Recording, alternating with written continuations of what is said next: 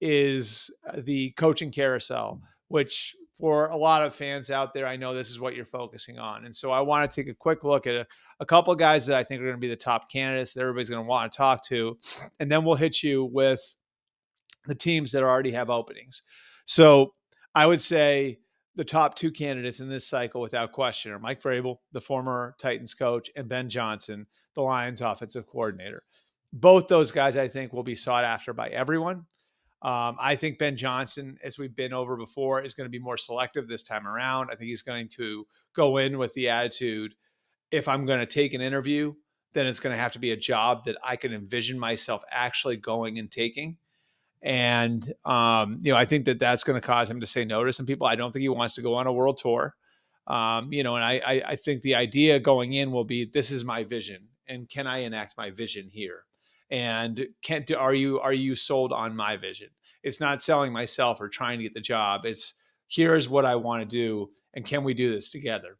And I think what he's going to be looking for in doing that is alignment from the general manager, alignment with the general manager, whoever that general manager is, whether there's a sitting general manager or not, and then a recognition from ownership of things that have gone wrong and a willingness to fix those things. Now, as for Mike Vrabel, I think Mike Vrabel is going to be looking for some similar things. Based on what happened in Tennessee, my guess would be that Mike is going to look at it and say, I need to make sure that I've got ownership that's behind me. I got to make sure that I'm going to a place where front office politics aren't going to be a problem for me.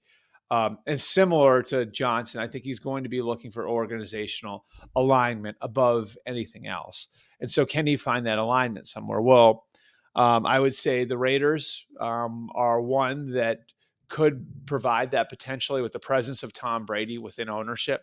And there have certainly been a lot of murmurs in NFL circles about Mike Vrabel potentially replacing Antonio Pierce as the Raiders coach. The Giants are another one where, I think a guy who would certainly be near or at the top of his list in picking a general manager, Ryan Cowden, is already in-house and working for Joe Shane with the Giants. Mike Vrabel's defensive coordinator, Shane Bowen, is already there. So the Giants would make some sense. I think the Giants would see some Parcells qualities in Mike Vrabel. And then I think that the teams that have openings, he would be at the top of their list right now, right near or at the top of their list. I think the Jets, the Saints, the Bears, all have him up high on their list. So Mike Vrabel is going to, I think, attract a lot of attention, and I think he'll have multiple options. All right, then the teams that have openings right now, just kind of updating where they're at. The Bears, and we went over this in the column on Monday and in our Thursday night pregame show on Amazon.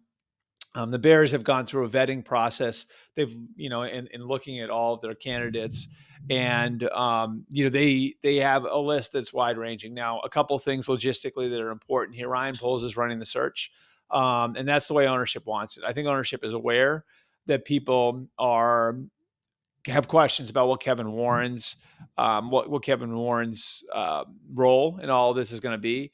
So, I think ownership has sort of structured it so it's clear that football operations is football operations, and that Ryan Poles will be running the search. Now, Kevin Warren's going to have a voice in the search, the same way George McCaskey's going to have a voice in the search. Just Ryan Poles is going to be the guy who's going to be running point. The other thing, the leader of men thing, which they've been very open about, what that's going to look like and what they're looking for going forward. Somebody who can affect change within their organization. It's been 15 years since they've won a playoff game. I think to some degree that has shifted just a little bit, where to some degree now that they've looked at it, they've seen what Caleb Williams looks like over the last month. They've seen Thomas Brown have to go from pass game coordinator to offensive coordinator to head coach, and kind of the effect that's had on Caleb Williams. And so I think, that's added a little twist to the leader of men thing, where it's like, if it's not a quarterbacks guy specifically, then it better be a guy who's got a clear plan for the quarterback. I'd expect that's a job that Ben Johnson will take an interview with. I think Mike Vrabel will be near or at the top of their list. I think joining Vrabel in that leader of men category, Aaron Glenn, the other coordinator in Detroit, the defensive coordinator there, will also be on their list. A couple of guys that have connections to that place. Cliff Kingsbury coached Caleb Williams at USC in 2023. They went through a lot together. It was a tough year. but they came out of it with a good relationship. So I think Cliff's name will be one that will be considered there. He's been a head coach in 2 different places. Brian Flores is another name. Brian Flores is a college teammate of Ryan Poles. And I think Brian Flores has learned a lot. The other interesting thing with Brian Flores is he works for the Vikings. Well, Kevin Warren worked for the Vikings for 15 years. Kevin Warren, my understanding, has vetted Flores with in going back to some of his Vikings contacts, and a lot of that stuff has come back very positive. So I think Flores will be in the mix as well.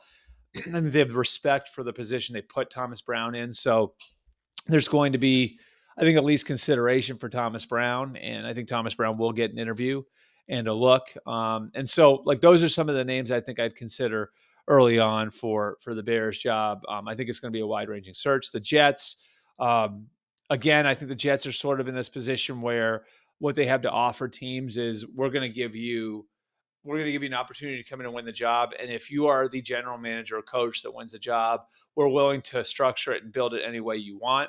I do think that they are going to be looking for somebody who has a ability to handle being in New York, to handle what can be a circus atmosphere in that Jets building. And obviously somebody who can affect some change. There are some unique dynamics to working there that you're going to have to be able to deal with. So a guy like Aaron Glenn, who's been there before, who played there, I think would be a consideration.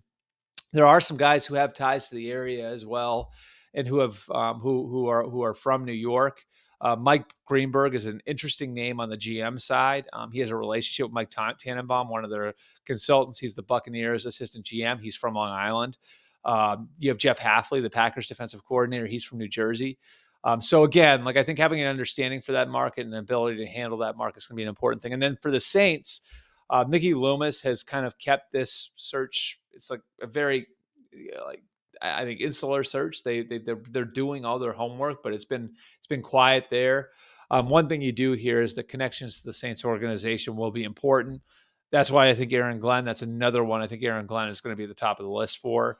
And then I think another name to consider there would be Joe Brady. They will value experience there, but I think Joe Brady's ties to the organization make him an interesting name for that one. So that's the 3 jobs that are open. Obviously more: Jacksonville, Vegas, Dallas, New York. Like, there could be more openings coming. New England's a wild card.